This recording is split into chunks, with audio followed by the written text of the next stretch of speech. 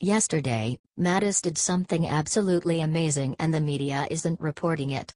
The day began with a moment of silence at the White House, and then the President and the First Lady traveled to the Pentagon to speak in front of the memorial of the plane that crashed into the building, killing 125 people.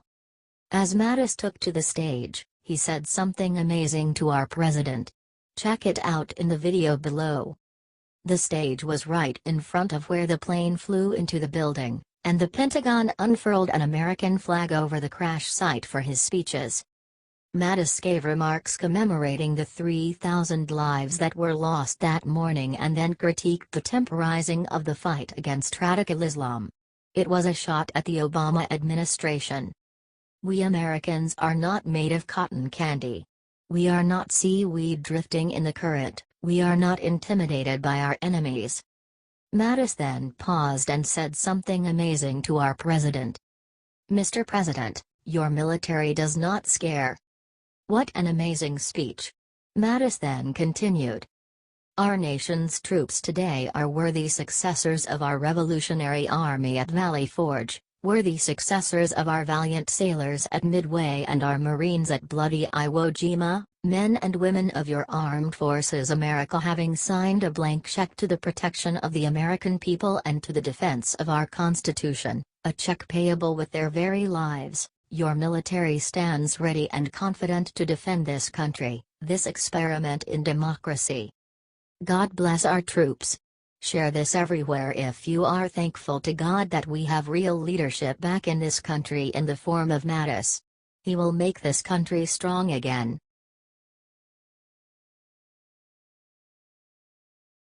Reporter just asked Hillary if she kills people, suddenly all hell breaks loose.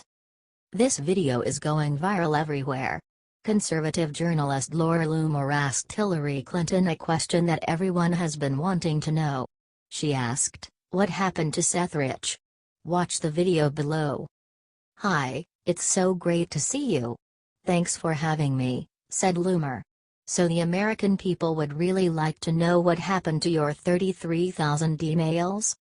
"Ha ha ha," Clinton said back. "What happened in Benghazi?" asked Loomer. "Go read the book," answered Clinton. "What happened to the millions of dollars that was supposed to go to the people in Haiti?" Loomer asked, referring to the millions of dollars in earthquake relief donations the Clintons were reportedly in charge of. "What happened to Seth Rich? What happened to your health, Hillary?" "You know what, I'm so sorry you believe things that are untrue," Hillary replied. "Read the book." After getting kicked from the signing area, Loomer ran up to Huma and said the following. "Huma, it's so great to see you. When are you going to divorce your husband for texting underage girls?" Loomer asked Huma about her husband, Anthony Weiner. Loomer was detained by Secret Service after this for 20 minutes, according to Cernovich.com. They were worried that someone was trying to grab a strand of Hillary's career because of Martin Shkreli's $5,000 bounty open for it. Laura Loomer previously questioned Chelsea Clinton at her signing about Johnita Broderick, who accused Bill Clinton of raping her. Share this everywhere if you will never be buying Hillary's book. We should not ever give this woman more money. She's already taken so much from this country. Let's show Hillary how many people are still against her.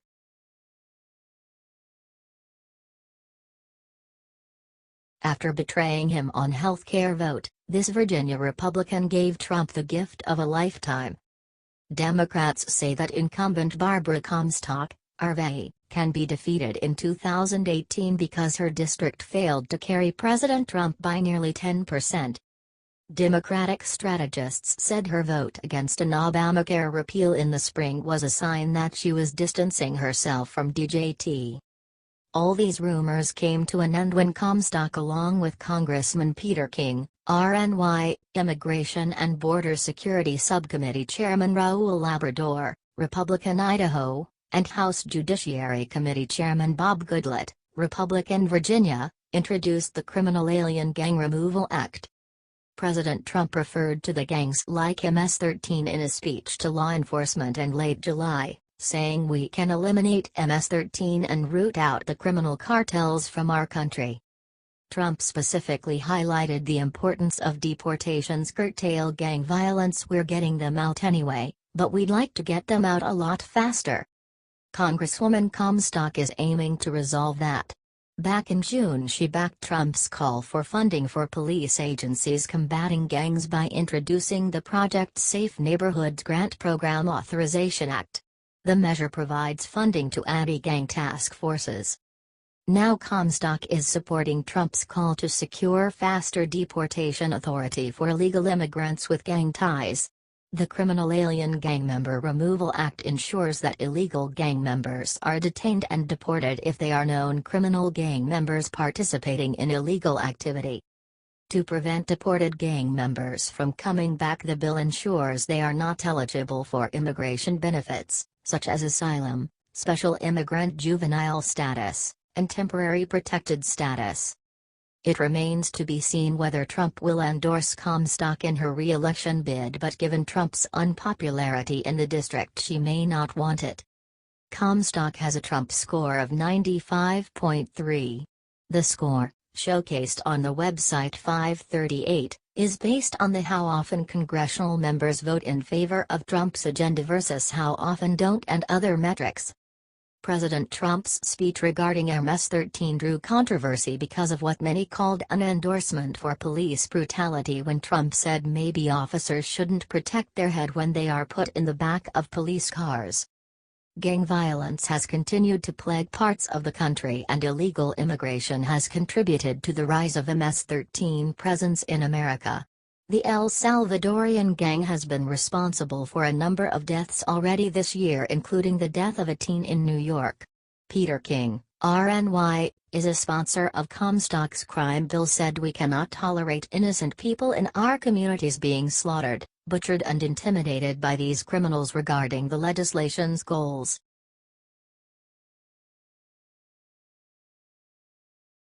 takedown Sarah Sanders just made brutal threat to Comey in front of everybody.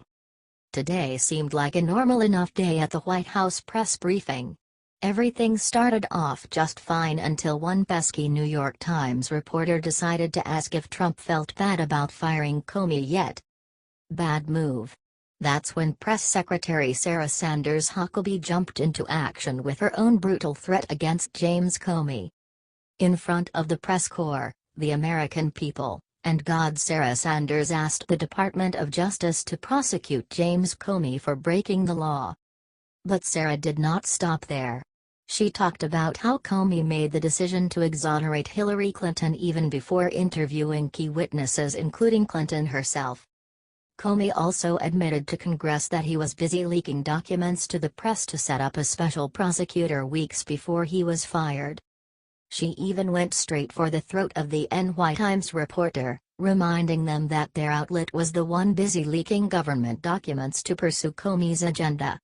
Sarah finished her takedown by saying that President Trump is very happy with the decision to fire Comey at this point, especially considering all the terrible things that have come out about Comey since then. Pretty brutal, am I right? Still, the New York Times absolutely deserved it. Now we just gotta make sure it gets shared out everywhere so people see the truth about disgraced FBI Director Comey instead of the rosy picture the media paints.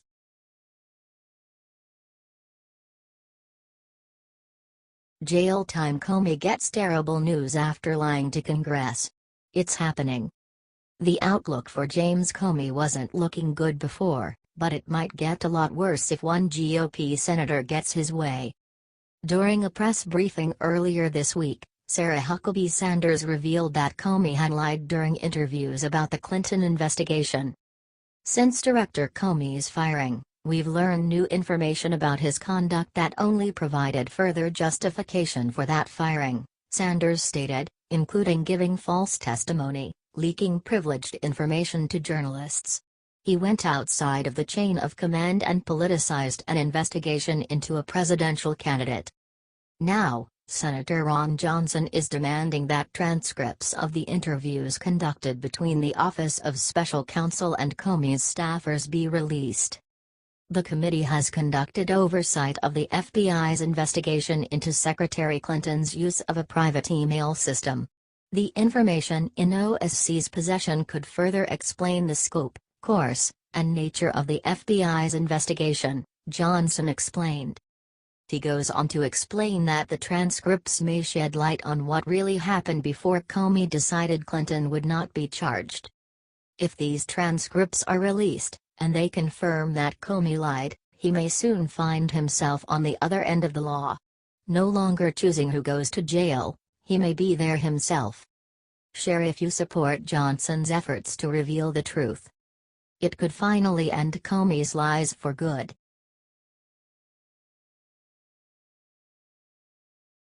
Reporter asked Sarah Sanders if Trump read Hillary's book. Her response made him choke.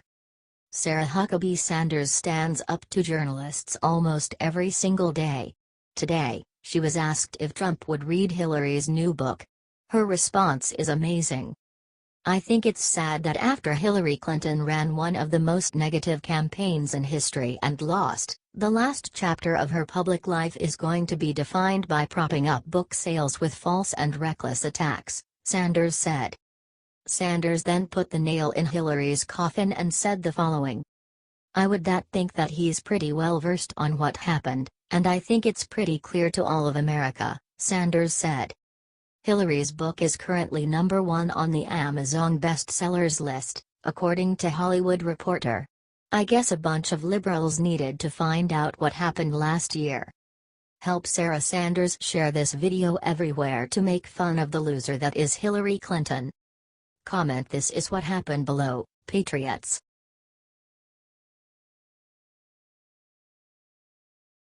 Congratulations. Eric Trump and his wife just made a massive announcement. On Tuesday, Eric and Lara Trump announced the birth of their newest son, Eric Luke Trump. He tweeted the following this morning. This is too cute, right? Don't you love the Trump family? They are the cutest. Let's show them some love because the mainstream media definitely won't. Look at all the beautiful support they got on Twitter. The Trumps were attacked by liberals, too. Check out the nasty things they said about them. Share this to support the Trumps and their new baby. Let's fight the crazy liberals and make this country great again.